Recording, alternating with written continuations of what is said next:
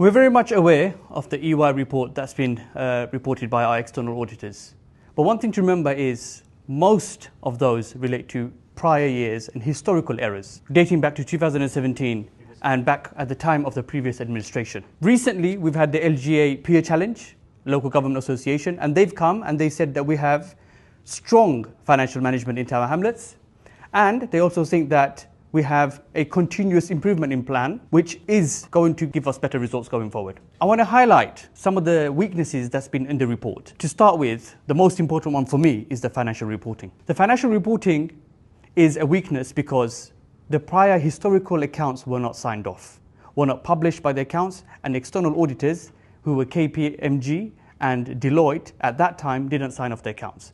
And that is from 2017 onwards. When we took office in 2022, we worked very hard to make sure those accounts, historical accounts, were then published and signed off by our auditors. And it was done so in 2023-24. Second, internal controls and risk management. So we have worked very hard to put improvement in place. I agree, there are weaknesses in many organizations, but to make sure that we can demonstrate, we are working hard to make sure we have improvements in place. We have introduced 82% of improvement in place, and at the same time we have received an award which is a Public Sector Risk Management Award, which is a great achievement for the Council to show continuous improvement plan is actually working. Thirdly, procurement and contract management.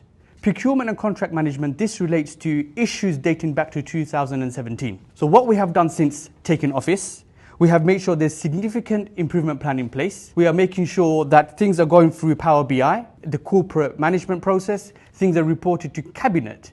That follows a robust process. But more importantly, we have trained our staff. Somewhat 500 staff has gone through a proper rigorous training to understand how procurement and training management work. Fourth one, internal investigation.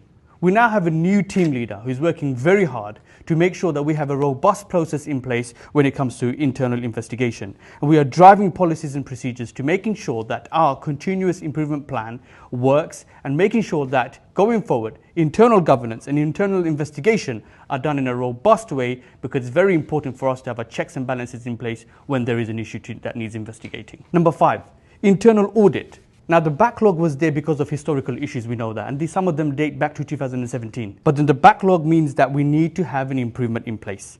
And that means that we have a review of the improvement that will take place in 2026.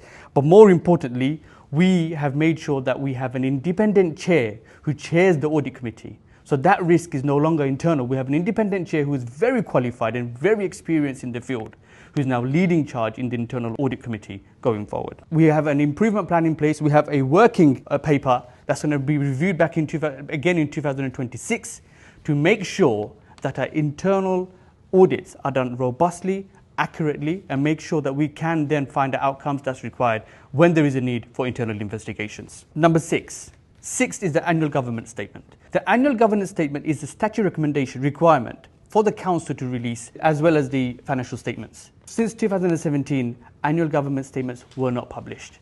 Now that is a weakness. When we have taken office in 2022, we made sure that annual governance statements are published on time, accurately and properly. And that means we have to follow the CIPFA guidelines. And we're working very closely with CIPFA guidelines to make sure that AGS is always approved. Number 7, the golden triangle. The golden triangle means that the highest level of officers, between the CEO, the monitoring officer, and the CFO, the finance officer, there is a tight-knit organization led by the most professional. We have a very good set of officers here, especially at senior level. And our 151 officer is currently acting up. But we are working tirelessly to make sure that we can interview and recruit a permanent Section 151 officer. Recently, we have gone out to interview. The market is very tight given the moment we are in, but we'll continue that process to make sure that a 151 officer is recruited who can lead charge in the finance team. But as it stands right now, we are working robustly, we are working prudently, making sure that we continue to deliver our finances in according to CIPFA guidelines and our internal processes. Number 8, the audit committee. The audit committee is very important for the Council when it comes to financial reporting. We have taken steps to make sure that our internal audit committee is chaired by an independent person who's no longer any member of the committee or a political party member. So that is a robust step we've taken place to put improvement in place. Now, the EY report would not have picked this up because this is something we've done in this financial year. Like I mentioned before, auditors look at historical issues. The next report will identify that we have an independent chair in our audit committee. Number 9, the best value inspection. Now, to make sure that we have best value in our place within Tower Hamlets, we have done many processes and procedures. The continuous improvement plan is a significant work that looks at all different areas on how we can continuously improve. There's always room for improvement. We have our tab which looks at transformation. We have different forums and different places which looks at improving and making different processes tight as we go forward. Number 10, housing. Now, housing issues came to light when we took office. One of the pledge of Mayor Lutfur Rahman was that when we take office, we will bring Tower Hamlets home, which is an arm's length organisation, we'll bring it in-house and manage our housing portfolio internally from Tower Hamlets Council. After taking this on board, we have identified various issues. And then since 2023 November, we have brought Tower Hamlets Homes in-house and we have identified weaknesses and we have taken steps to make sure we put improvement in place. Wherever needed, we went to and reported to the regulators, and wherever we can, we are changing processes going forward.